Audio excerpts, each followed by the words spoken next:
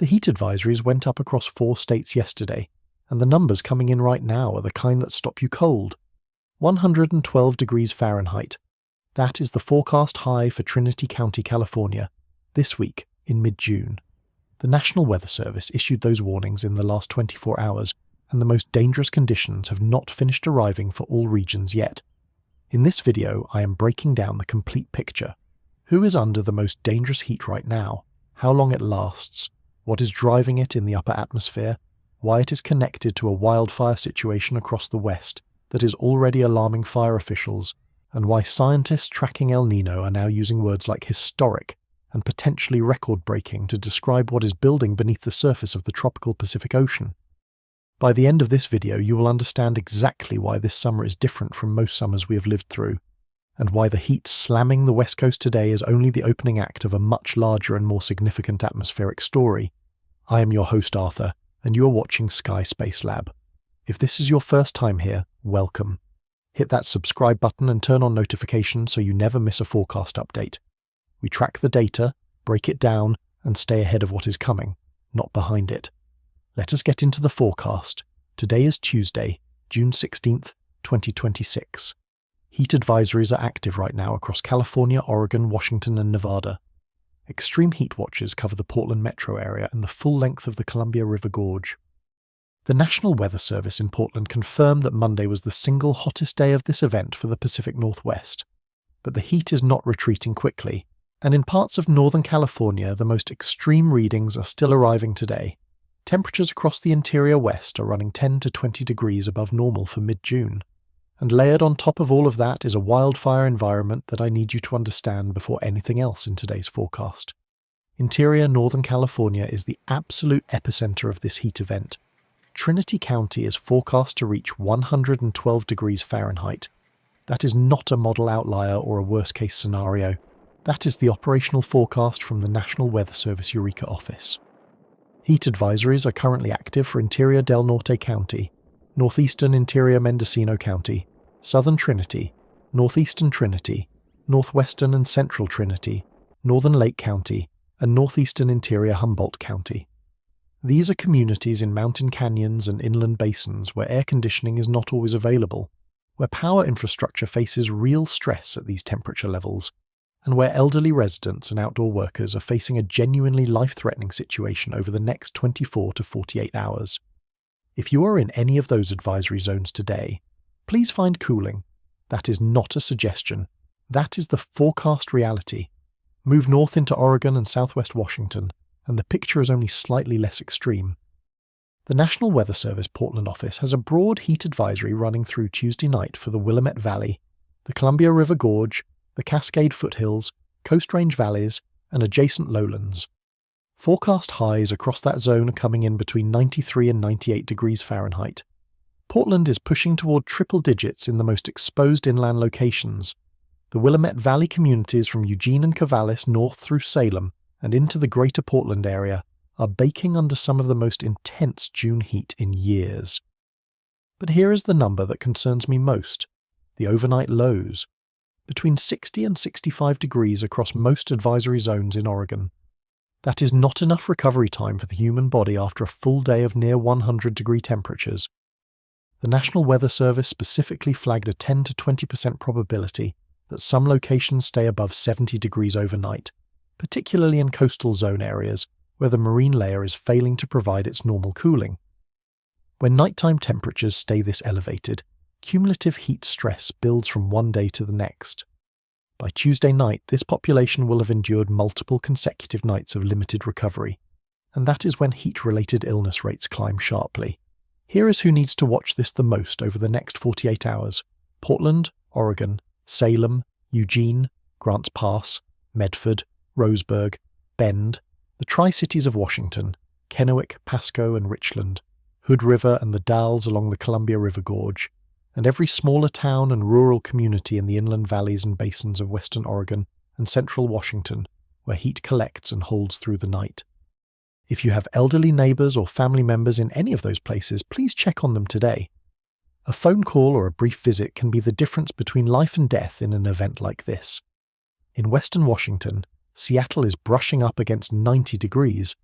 For a major American city where a large percentage of households still lack central air conditioning, 90 degrees across multiple consecutive days becomes a genuine public health emergency. Seattle learned that lesson in the catastrophic summer of 2021. Do not underestimate what 90 degrees can do in a city that is not built for it. Updated just hours ago, the National Weather Service confirmed daily record high temperatures are being set or tied at multiple Pacific Northwest stations during this event. The progression has been stark. Lower 90s on Saturday, upper 90s on Sunday, triple digits in the most exposed inland locations on Monday, and continued extreme readings across the interior zones today. Now, when you pair this heat with what is happening to the fire environment across the west, the story becomes significantly more serious. So let us go there. Across California right now, CAL FIRE is tracking an elevated and worsening fire environment. Live fuel moisture at lower and mid-elevations has cured out dramatically across Northern California. The Sierra Nevada snowpack in the north dropped from 70 to 80% of normal on May 1st, all the way down to just 20 to 30% of normal by the end of May, one of the fastest snowpack declines on record for that region. The National Interagency Coordination Center flagged that the snow melt-off across portions of the west came not just weeks earlier than normal, but in some areas 4 to 6 weeks earlier than the previously recorded earliest melt-off dates. That is not a footnote. That is a fire season that started before it was supposed to, and right now, in the interior mountain zones where temperatures are hitting 112 degrees, relative humidity is dropping to single digits during the afternoon hours. Single-digit humidity, 100-plus temperatures, strong offshore flow, cured-out fuels with nowhere near normal moisture. That is the textbook combination for explosive fire behavior, the kind that turns a small ignition into a fast-moving, structure-threatening blaze in minutes. AccuWeather's 2026 wildfire forecast calls for 65,000 to 80,000 fires and 5.5 to 8 million acres burned across the United States this year. The highest risk is concentrated precisely where this heat event is sitting: the Pacific Northwest, Great Basin, Southwest, and Rockies. CAL FIRE noted that daily fire starts across Northern California were already trending above normal even before this heat wave arrived. The Oregon Department of Forestry is at elevated preparedness levels. Most channels are not connecting this week's heat event to the long-range fire outlook in the way I want to show you. But it matters, because understanding the driver behind this heat tells you exactly why the fire season ahead is a serious concern. Watch any red flag warnings issued in your county over the next 72 hours. That is your real-time signal to eliminate any outdoor burning, avoid any equipment that generates sparks, and maintain your defensible space if you live in a wildland-urban interface zone. Now let us walk through the full day-by-day forecast. Tuesday, June 16th, today. Extreme heat continues across interior Northern California, with Trinity County and the inland ranges targeting the peak of this event. The Willamette Valley holds in the 93 to 98 range. Overnight lows across Oregon struggling to drop below 65. The offshore flow driving the most intense interior temperatures remains in place through tonight. Critical fire weather conditions persist across northern and central California. Wednesday, June 17th. The key transition begins. The onshore marine flow starts returning from the Pacific. This is the atmospheric lever that brings relief to the Pacific Northwest. Portland and the Willamette Valley should see highs begin to ease toward the lower 90s and eventually high 80s during the afternoon hours. That is a genuine and welcome drop from the peak, but it is still above normal for mid-June. Northern California's most extreme interior zones see only gradual cooling. I expect highs in the high 90s to low 100s in Trinity County, and the inland ranges through Wednesday before more significant relief arrives. Heat advisories may extend for parts of southern Oregon and northern California through Wednesday night. Thursday, June 18th, meaningful cooling continues across the Pacific Northwest. Portland and Salem drop toward the mid-80s. Seattle returns to the low 80s and upper 70s. That 15 to 20 degree drop from peak temperatures will feel dramatic. Northern California recovers more slowly as a secondary trough tracks down the coast through Thursday. Friday, June 19th. Temperatures across the northwest return closer to seasonal normal. But watch the Great Basin and desert southwest carefully. A secondary ridge is attempting to build across Nevada and eastern California as the first ridge shifts east. Phoenix, Las Vegas, and inland California desert communities may see temperatures rebound toward 110 to 115 by the end of the week. Dangerous, but more expected for those communities at this time of year. The weekend of June 20th and 21st, and here is where it gets really interesting. The models are trending toward another surge of above-normal heat, attempting to build back toward the Pacific Northwest in the final week of June. The ensemble consensus is not locked in yet, and I will update you as the runs sharpen over the next several days. But the driver behind that potential second event is the same driver behind this one, and it is the most important weather story in the country right now. The latest run just came in, and both the GFS and the European ensembles are increasingly consistent in signalling continued above-average temperatures across the western United States through the end of June. That is not a coincidence. That is a pattern with a specific cause. Let me take you to the big picture. The upper-level ridge of high pressure driving this heat event is one of the strongest early summer ridges the Pacific Northwest has seen in years. It involves a broad dome of high pressure parked over British Columbia and the Pacific Northwest, with offshore flow pushing warm continental air down through the western slopes of the Cascades and Sierras and into the interior valleys. As that air descends from higher elevations, it compresses and heats. Meteorologists call that process adiabatic warming, and that is what produces the extreme temperatures in the inland valleys, the gorge communities, and the mountain basins of Northern California and Oregon. But the energy source behind that ridge is not random atmospheric noise. It is directly connected to what is happening in the tropical Pacific Ocean, and what is happening there right now is something I want every viewer to understand. On June 11th, 2026, 5 days ago, NOAA's Climate Prediction Center issued an official El Nino Advisory. This is the formal upgrade from watch status. El Nino conditions are now officially confirmed present in the tropical Pacific. The Eastern Pacific Nino 1+2 region is already running at a positive 2.1 degrees Celsius anomaly, above the long-term average. That is a substantial number. The broader Nino 3.4 region, the primary monitoring zone used by NOAA for El Nino classification, is at positive 0.7 degrees and climbing rapidly. Atmospheric indicators including low-level westerly wind anomalies and upper-level easterly wind anomalies over the central equatorial Pacific are fully confirming the signal. El Nino is here. Now here is what makes this particular El Nino development unusual, because there have been 27 El Nino events since 1950, and most of them did not look like this. NOAA is now calculating a 63% probability, nearly 2 in 3 odds, that this El Nino reaches very strong status by the November through January period of 2026 to 2027. The European Centre for Medium-Range Weather Forecasts is projecting sea surface temperature anomalies reaching positive 3 degrees Celsius by December. IRI at Columbia University has assigned a 98% probability to El Nino, persisting through at least early 2027. These are not hedged forecasts. These are some of the most confident seasonal predictions I have seen the modelling centres produce, and here is the data that should have your full attention. There is a massive downwelling Kelvin wave currently propagating east across the equatorial Pacific. Subsurface heat anomalies along this wave are running at positive 8 degrees Celsius, at depths between 50 and 250 metres, 8 degrees above normal. Beneath the surface of the ocean, that heat has not reached the surface yet, but every model agrees it will, likely in late summer and fall. When it does, scientists describe it as a release valve. It will push sea surface temperatures across the central and eastern tropical Pacific dramatically higher, reorganize the global atmospheric circulation, shift the Pacific jet stream pattern, and amplify ridge-building events along the west coast. This is the mechanism that turns a moderate El Nino into something much more significant. NOAA's CPC now calls a Super El Nino the single most likely outcome for late 2026. Super El Nino is defined as an event where Nino 3.4 anomalies exceed positive 2 degrees Celsius. There have been only 5 confirmed Super El Ninos since 1950, in 1972 to 73, 1982 to 83, 1991 to 92, 1997 to 98, and 2015 to 16. Each of them fundamentally reorganized global weather patterns for an entire season or more.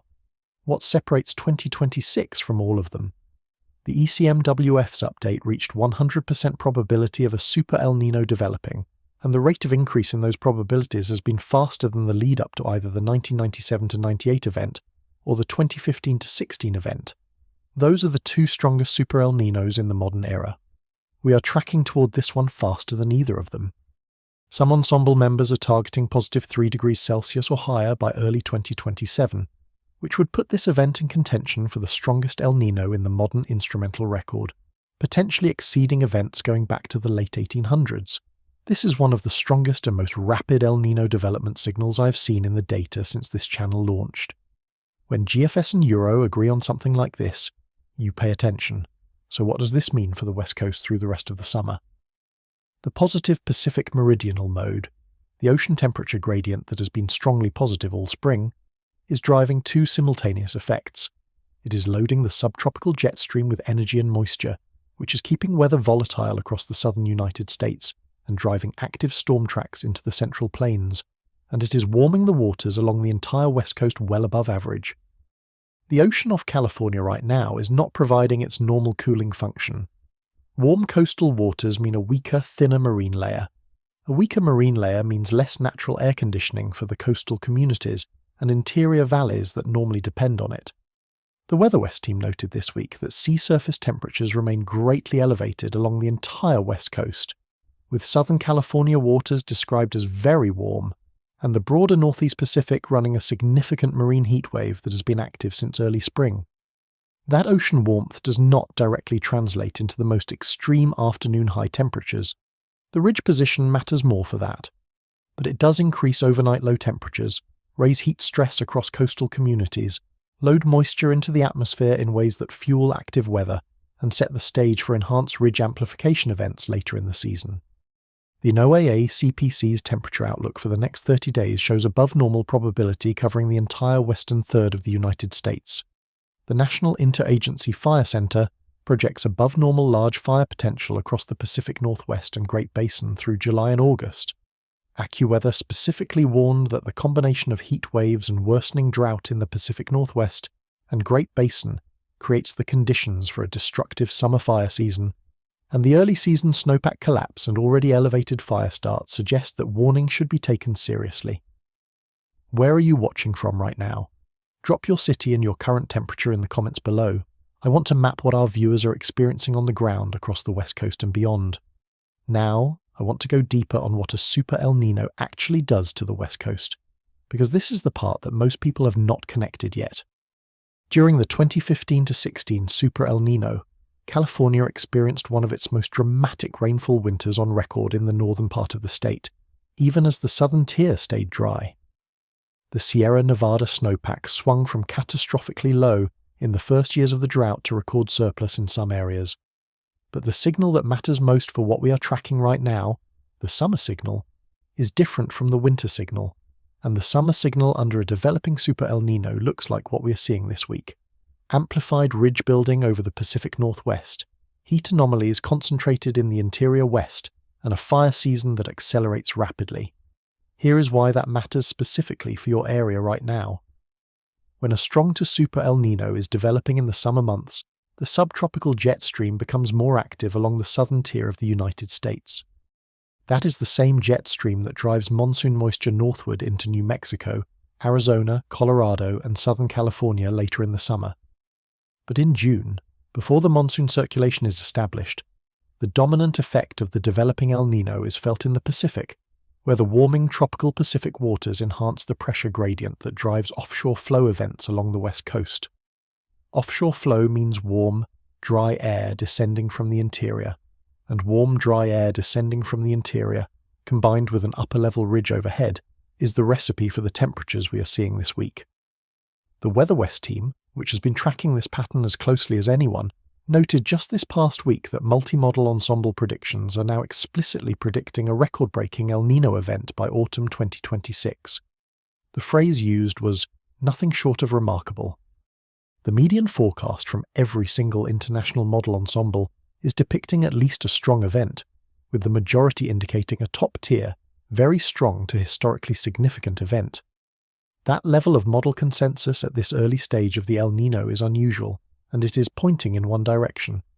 Let me put some numbers on the historical comparison for you. The The 1997 to 98 Super El Nino, which remains one of the most widely studied El Nino events, caused an estimated $33 billion in damage globally and was linked to severe weather anomalies across every inhabited continent. In the United States that winter, California experienced destructive floods and mudslides while the Pacific Northwest had an unusually mild, wet winter. But the summer leading into that El Nino, the summer of 1997, featured one of the most active early fire seasons California had seen in years, fueled precisely by the combination of ridge-amplified heat and warm coastal waters that we are tracking today. The 2015-16 event followed a similar trajectory. The summer of 2015 across the Pacific Northwest was defined by heat and drought. Washington state experienced its worst wildfire season on record at that time, with over 1 million acres burned. Oregon and California had devastating fire years as well. The atmospheric setup that summer was nearly identical to what the models are projecting for the back half of 2026, a developing Super El Nino amplifying ridge patterns over the northwest, while suppressing moisture across the inland west. Now, here is a concern that does not get discussed enough in weather coverage: the power grid stress angle. When temperatures hit the 90s and low hundreds across the Pacific Northwest, power demand spikes dramatically. This is a region with historically lower air conditioning penetration than the rest of the country. Portland and Seattle both rank among the major American cities with the lowest percentage of homes equipped with central air conditioning. As those temperatures have climbed in recent years, AC purchases have surged, but grid infrastructure has not kept pace in all areas. During the 2021 event, utilities across the Pacific Northwest were forced to implement rolling outages as demand shattered records. Portland's BPA grid saw demand peaks that had never been anticipated in its design parameters. This week's event does not appear to be at 2021 demand levels, but in a summer where multiple heat events are possible, the cumulative stress on the grid becomes a concern that utilities, emergency managers, and individual residents all need to factor into their planning. The message for residents in the Pacific Northwest is simple: pre-cool your home before the peak heat hours if you have air conditioning. Do not wait until the hottest part of the afternoon to run your AC at full blast.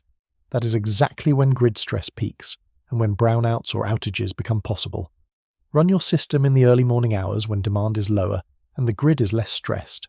And for those without air conditioning, which is still a large percentage of Pacific Northwest households, the key is identifying your nearest cooling center before you need it, not when you're already in heat distress. Oregon, Washington, and California all have county-level cooling center directories updated in real time. Please find that resource today and share it with your neighbors.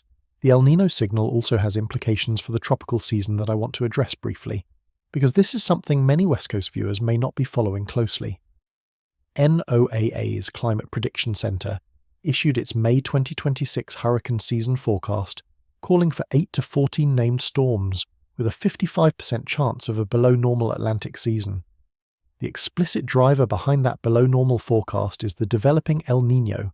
Strong and Super El Nino events increase wind shear across the Atlantic main development region, the zone stretching from the Lesser Antilles all the way to the coast of Africa, and that elevated shear suppresses tropical storm formation and intensity. Colorado State University's updated June forecast, released just 6 days ago, flagged El Nino as already fingerprinting the Atlantic season. This is relevant to the West Coast story, because El Nino's suppression of the Atlantic season concentrates atmospheric energy back into the Pacific, where Pacific tropical activity tends to increase during El Nino.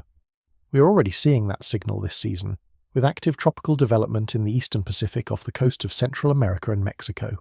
Some of the ensemble runs are tracking that Pacific energy in ways that could eventually influence the moisture and precipitation patterns across the southwest and southern tier of the United States later this summer. I will be watching the Pacific Basin closely through the rest of June and July, and I will bring you updates the moment any of those systems begin to develop tracks that could affect the continental United States, so let me bring everything together for you. What we are looking at right now is not just a heat wave, it is a heat wave that sits at the leading edge of a developing Super El Nino, the single most likely outcome per NOAA's CPC for late 2026. It sits in the context of the warmest West Coast ocean temperatures in the modern record, a snowpack that collapsed weeks ahead of schedule, and a wildfire environment that is already running above normal before the heart of fire season has even arrived. And it sits in the context of a Pacific jet stream pattern that multiple meteorologists are describing as unusually active for June, the kind of pattern that creates the conditions for repeated ridge amplification events, not just isolated ones. The data all points in the same direction. This summer is not an ordinary summer. The West Coast is at the front of a pattern that is going to define the coming months, and possibly the coming year. And the information coming out of NOAA's CPC and the major international modelling centres this week makes that case more clearly than at any point since this El Nino watch was first issued. Pay attention to your local National Weather Service forecasts throughout this week. Check on your vulnerable neighbours, know where your nearest cooling centre is, and if you are in wildfire-prone areas across California, Oregon or Washington, make sure your defensible space is cleared, your evacuation plan is current, and your emergency supplies are ready to go. Before we close out today's forecast, there is one more data point I want to share, because it ties everything I have just shown you into a single coherent picture, and it is the part that puts this week's heat event into its full context. The Pacific Northwest Heat Dome of June 2021 remains the benchmark catastrophic event for this region. Portland hit 116 degrees, Salem reached 117, Seattle recorded 108, more than 30 degrees above the normal high for that date in late June. An estimated 1,400 people died across the Pacific Northwest and Southwest Canada. Researchers who analysed the atmospheric dynamics of that event found the upper-level ridge responsible was a 4 to 4.5 standard deviation occurrence. Statistically, by pre-climate change baselines, an event that should not occur more than once in 1,000 years. I am not telling you this week's event is at that level. It is not. The peak temperatures this week, 112 in Trinity County, upper 90s to low hundreds in the Willamette Valley, near 90 in Seattle, are serious, dangerous, and record-threatening for the date, but they do not approach 2021. What I'm telling you is this: every atmospheric factor that allowed 2021 to happen is present again right now. Strongly positive Pacific sea surface temperature anomalies, an active and amplified Pacific jet stream pattern, a rapidly developing El Nino in the background, one that is trending towards super El Nino status faster than any event in the modern record. Those factors are not diminishing, they are intensifying. The multi-model ensemble from the Weather West team for June 2026 is explicitly projecting localized maxima of above-average temperatures centered on the Pacific Northwest for the late summer and autumn period, the same atmospheric fingerprint that precedes the most extreme ridge amplification events in the historical record. This week is the early chapter. The data says the chapters ahead are more dramatic, not less. Here is your heat safety information for the rest of this event. Extreme heat is the deadliest weather phenomenon in the United States, killing more people per year than tornadoes, hurricanes, and floods combined. Cooling centers are open right now across Oregon, Washington, California, and Nevada. Your county emergency management website will have the closest location listed. Stay hydrated before you feel thirsty. Thirst is already a sign that dehydration has begun. Limit outdoor activity during peak heat from noon through 8 p.m. Never leave children or pets in a parked vehicle under any circumstances. Interiors can reach lethal temperatures within minutes. Watch for signs of heat stroke in those around you. Confusion, hot and dry skin, rapid pulse, loss of consciousness. Call 911 immediately. That is a life-threatening emergency that requires professional response. Check on elderly neighbours today. In the 2021 event, many of those who died were elderly individuals living alone. A single phone call or a brief visit can save a life. Tomorrow I will be watching the return of onshore flow closely and tracking how quickly Pacific Northwest temperatures drop. I will also have the latest El Nino development data as new NOAA diagnostics come in this week, because the next official ENSO update will tell us whether that subsurface Kelvin wave is accelerating toward the surface faster than models anticipated. If it is, that changes the trajectory for the entire second half of this summer, and I will break it down the moment the data arrives. What city are you watching from, and is this the hottest early summer you can remember in your area? Leave that in the comments. I read every single one. Subscribe and turn on notifications so tomorrow's update reaches you the moment it goes live. Stay cool, stay safe. The data will keep coming, and so will we.